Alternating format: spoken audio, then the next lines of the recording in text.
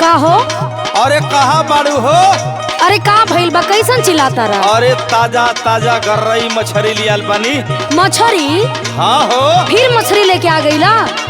अरे खइबू तो मिजाज नु बन जाई। ए भगवान, अभी काल्हे न मछली बना के खिलौले रहली। रोज रोज की आदत पा गई बड़ा। अरे खइबू रोज तबे नु मोटाइबू हो। पहले हमार बात सुना। बोला। जब देखा तब हमेशा दिमागे खराब कैले रहेला। दिमाग मत खराब कर। सुना हमार बात। बोलो। रोजे रोजे मछरी खिया बहतारा हो, ढेर फायदा मत उठावा। अरे खाइल करो। रोजे रोजे मछरी खिया बहतारा हो, मेहरी के फायदा उठावता रहो।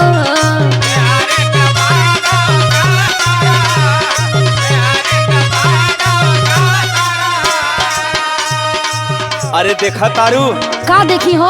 अरे एकदम 200 ग्राम का गरई मछली ताजी बा। देखा, ढेर मेहरी के फायदा मत उठावा। तोहरा के जाके बाजार से रोज उठा के लिया देवे के बा। यहाँ बनावत बनावत हमारा हालत खराब हो जाता। अरे अपने मेहरी का ना फायदा उठाई तो दूसरे का उठाई बे धनिया। अच्छा ढेर तू मसाला मत पोता। सुना। बोला। खाइबू जे मछरी मोटाई जाइबू। माने हमरा के चढ़ाओ तरह का। अरे पातर बाड़ू मोटा जाइबू। खाइबू जे मछरी मोटाई जाइबू।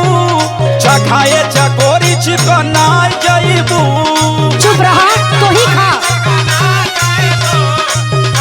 एकदम चिकना जाइबू हो।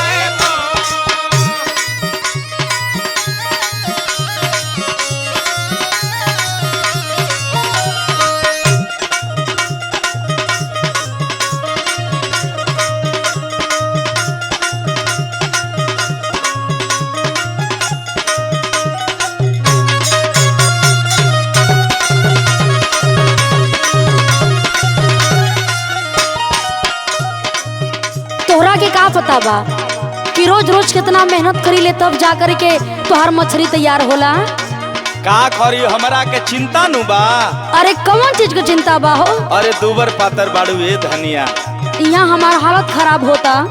सुना, हमरा के कितना दिक्कत होला ई मछली बनावे में। कहो। सुना, पीसते मसाला हो हथवा भभाला, गोर गोर चमवा हो लाल होई जाला। तोके का पता बा?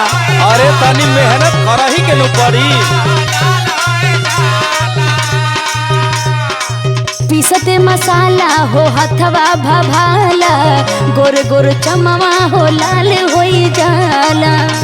और सुना, आ कहियो ना आतर लगावता रहो। अरे कैसे लगाइए हमार धनिया। अरे तनी दर्द बुझा। हाँ कहियो ना आतर लगावता रहो, मेहरी के फायदा उठावता रहो।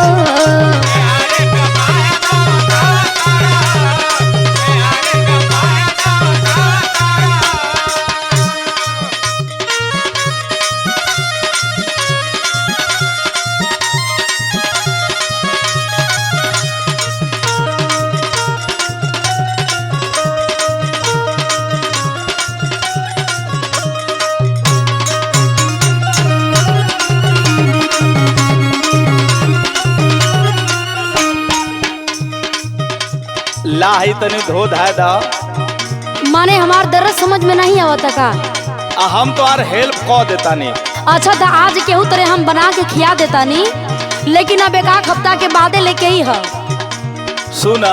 हाँ बोला। बिना दुख सहले ना महजा भेटाई, पेटवा में जईते हो मन लहराई।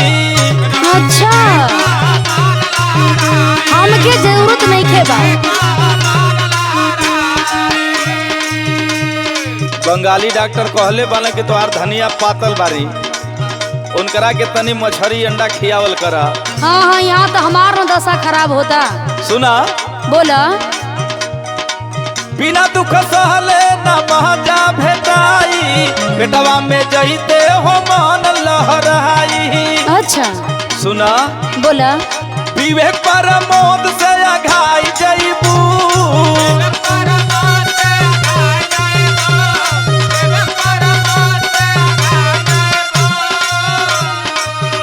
अरे विवेक प्रमोद से अघाई जईबू चखाए चकोरी चिकना जईबू। अच्छा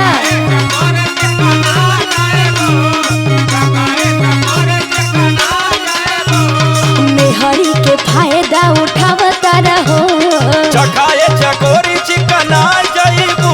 हाँ मेहरी के फायदा उठावता रहो चखाए चकोरी चिकना जईबू। हाँ तो आज बना देता नहीं कल तो नहीं बनाई। जिद मत कर खाइल कर।